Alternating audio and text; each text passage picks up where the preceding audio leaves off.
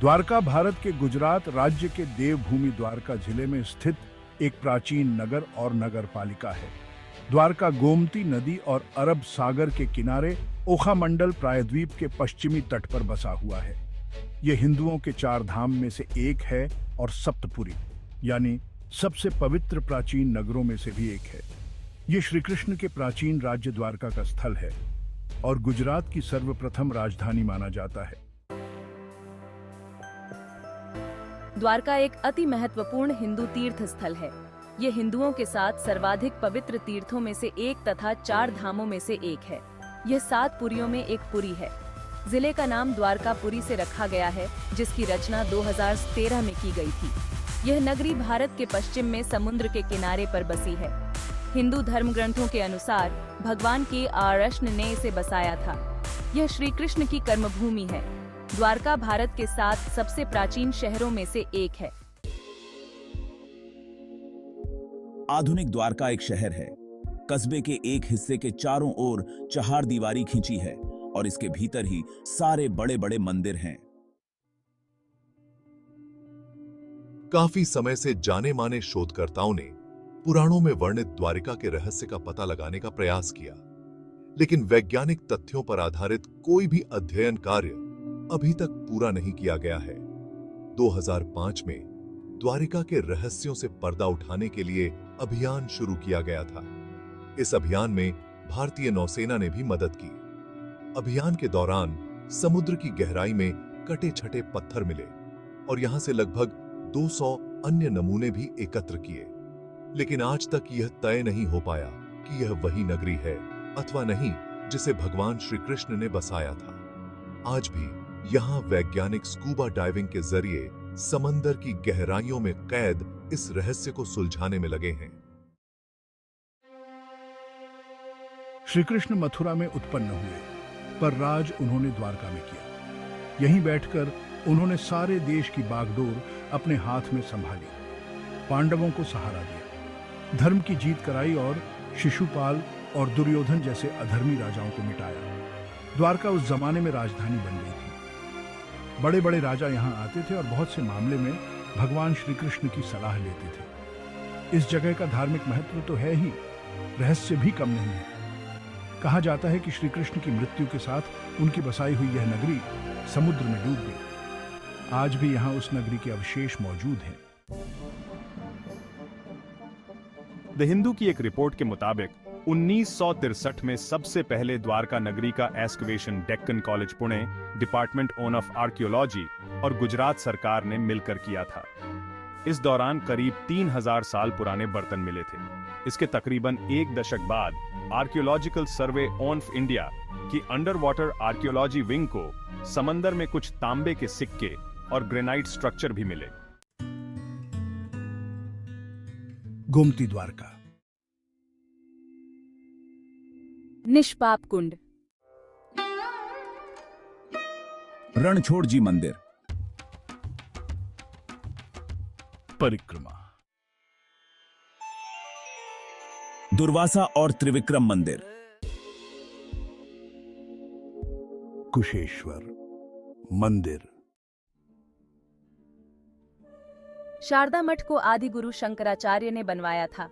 उन्होंने पूरे देश के 4 कोनों में 4 मठ बनाए थे। उनमें एक यह शारदा मठ है। परंपरागत रूप से आज भी शंकराचार्य मठ के अधिपति है। भारत में सनातन धर्म के अनुयायी शंकराचार्य का सम्मान करते हैं। रणछोड़ जी के मंदिर से द्वारका शहर की परिक्रमा शुरू होती है। पहले सीधे गोमती के किनारे जाते हैं। गोमती के 9 घाटों पर बहुत से मंदिर है। सांवलिया जी का मंदिर, गोवर्धन नाथ जी का मंदिर, महाप्रभु जी की बैठक, हनुमान मंदिर। आगे वासुदेव घाट पर हनुमान जी का मंदिर है। आखिर में संगम घाट आता है। यहाँ गोमती समुद्र से मिलती है। इस संगम पर संगम नारायण जी का बहुत बड़ा मंदिर है। संगम घाट के उत्तर में समुद्र के ऊपर एक और घाट है। इसे चक्र तीर्थ कहते हैं। इसी के पास रत्नेश्वर महादेव का मंदिर है। इसके आगे सिद्धनाथ महादेव जी है। आगे एक बावली है जिसे ज्ञान कुंड कहते हैं। इससे आगे जूनी राम बाड़ी है जिससे राम, लक्ष्मण और सीता की मूर्तियां हैं। इसके बाद एक और राम का मंदिर है जो नया बना है। इसके बाद एक बावली है जिसे सौमित्री बावली यानी लक्ष्मण जी की बावजी कहते हैं। काली माता और आशापुरी माता की मूर्तियां इसके बाद आती है। इनके आगे यात्री कैलाश कुंड पर पहुंचते हैं। इस कुंड का पानी गुलाबी रंग का है। कैलाश कुंड के आगे सूर्य नारायण का मंदिर है। इसके आगे द्वारका शहर का पूरब की तरफ का दरवाजा पड़ता है। इस दरवाजे के बाहर जय और विजय की मूर्तियां हैं। जय और विजय बैकुंठ में भगवान के महल के चौकीदार है। यहाँ भी ये द्वारका के दरवाजे पर खड़े उसकी देखभाल करते हैं। यहाँ से यात्री फिर निष्पाप कुंड पहुँचते हैं और इस रास्ते के मंदिरों के दर्शन करते हुए रणछोड़ जी के मंदिर में पहुंच जाते हैं। यहीं परिश्रम खत्म हो जाती है। यही असली द्वारका है। इससे 20 मील आगे कच्छ की खाड़ी में एक छोटा सा टापू है। इस पर बेट द्वारका बसी है। गोमती द्वारका का तीर्थ करने के बाद यात्री बेट द्वारका जाते हैं।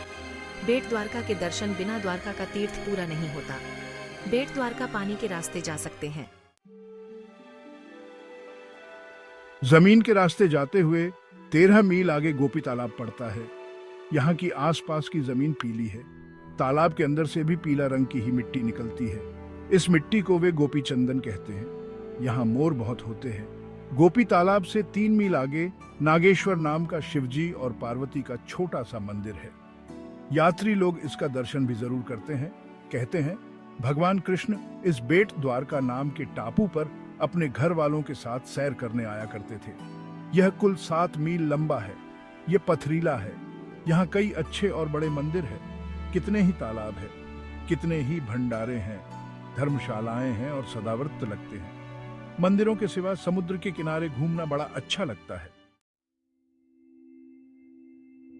84 धुना भेंट द्वारका टापू में भगवान द्वारकाधीश के मंदिर से 7 किलोमीटर की दूरी पर 84 धुना नामक एक प्राचीन एवं ऐतिहासिक तीर्थ स्थल है। उदासीन संप्रदाय के सुप्रसिद्ध संत और प्रख्यात इतिहास लेखक निर्वाण थड़ा तीर्थ श्री पंचायती अखाड़ा बड़ा उदासीन के पीठाधीश्वर श्री महंत रघुमुनि जी के अनुसार ब्रह्मा जी के चारों मानसिक पुत्रों सनक, सनंदन, सनत कुमार और सनातन ने ब्रह्मा जी की सृष्टि संरचना की आज्ञा को न मानकर उदासीन संप्रदाय की स्थापना की और मृत्यु लोक में विविध स्थानों पर भ्रमण करते हुए भेंट द्वारका में भी आए। उनके साथ उनके अनुयायियों के रूप में 80 अन्य संत भी साथ थे। इस प्रकार 4 संत कुमार और 80 अनुयायी उदासीन संतों को जोड़कर 84 की संख्या पूर्ण होती है। इन्हीं 84 आदि दिव्य उदासीन संतों ने यहाँ पर 84 धुनें स्थापित कर साधना और तपश्चर्या की और ब्रह्मा जी को एक एक धुने की 1 लाख महिमा को बताया तथा 84 धुनों के प्रति स्वरूप 84 लाख योनियां निर्मित करने का सांकेतिक उपदेश दिया। इस कारण से यह स्थान 84 धुना के नाम से जग में ख्यात हुआ। रणछोड़ जी के मंदिर की ऊपरी मंजिलें देखने योग्य हैं। यहाँ भगवान की सेज है, झूलने के लिए झूला है, खेलने के लिए चौपड़ है, दीवारों में बड़े बड़े शीशे लगे हैं। इन 5 मंदिरों के अपने अलग भंडारे हैं। मंदिरों के दरवाजे सुबह ही खुलते हैं, 12 बजे बंद हो जाते हैं, फिर 4 बजे खुल जाते हैं और रात के 9 बजे तक खुले रहते हैं। इन 5 विशेष मंदिरों के सिवा और भी बहुत से मंदिर इस चहारदीवारी के अंदर है। ये प्रद्युम्न जी, टीकम जी, पुरुषोत्तम जी, देवकी माता, माधव जी, अंबा जी और गरुड़ के मंदिर हैं। इनके सिवाय साक्षी गोपाल, लक्ष्मी नारायण और गोवर्धन नाथ जी के मंदिर है। ये सब मंदिर भी खूब सजे सजाए हैं। इनमें भी सोने चांदी का काम बहुत है। बेट द्वारका में कई तालाब है। रणछोड़ तालाब, रत्न तालाब, कचौरी तालाब और शंख तालाब। इनमें रणछोड़ तालाब सबसे बड़ा है। इसकी सीढ़ियां पत्थर की है। जगह जगह नहाने के लिए घाट बने हैं। इन तालाबों के आसपास बहुत से मंदिर है। इनमें मुरली मनोहर नीलकंठ महादेव रामचंद्र जी और शंख नारायण के मंदिर खास है। लोग इन तालाबों में नहाते हैं और मंदिर में फूल चढ़ाते हैं। रणछोड़ के मंदिर से 1.5 मील चलकर शंख तालाब आता है। इस जगह भगवान कृष्ण ने शंख नामक राक्षस को मारा था। इसके किनारे पर शंख नारायण का मंदिर है। शंख तालाब में नहाकर शंख नारायण के दर्शन करने से बड़ा पुण्य होता है। बेट द्वारका से समुद्र के रास्ते जाकर बिरावल बंदरगाह पर उतरना पड़ता है। 2.5-3 मील दक्षिण पूरब की तरफ चलने पर एक कस्बा मिलता है। इसी का नाम सोमनाथ पट्टल है। यहाँ एक बड़ी धर्मशाला है और बहुत से मंदिर हैं। कस्बे से करीब 2.25 मील पर हिरण्य, सरस्वती और कपिला, इन 3 नदियों का संगम है। इस संगम के पास ही भगवान कृष्ण के शरीर का अंतिम संस्कार किया गया था।